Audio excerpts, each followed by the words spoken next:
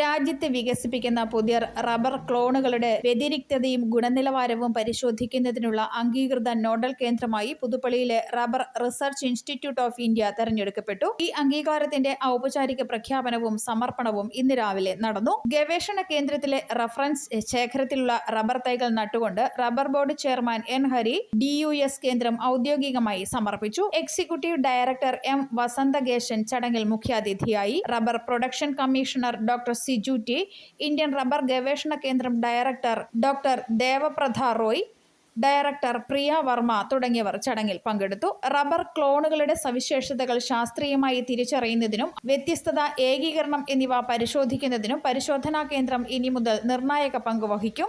രാജ്യത്തെ റബ്ബർ ഗവേഷണത്തിനും ഗുണമേന്മയുള്ള നടീൽ വസ്തുക്കളുടെ വികസനത്തിനും ഈ അംഗീകാരം കൂടുതൽ കരുത്തേകുമെന്ന് rubber board chairman N Hari പറഞ്ഞു. ചടങ്ങിന് ശേഷം RRIIA ഓണാഘോഷ പരിപാടികൾ നടത്തി. Rubber board chairman N Hari, ഉന്നത ഉദ്യോഗസ്ഥർ, ശാസ്ത്രജ്ഞർ, ജീവനക്കാർ തുടങ്ങിയവർ ഓണാഘോഷത്തിൽ പങ്കെടുത്തു. വിവിധ കലാപരിപാടികൾക്ക് ശേഷം ഓണസദ്യയോടെ പരിപാടികൾ സമാപിച്ചു. News bureau, Kottayam.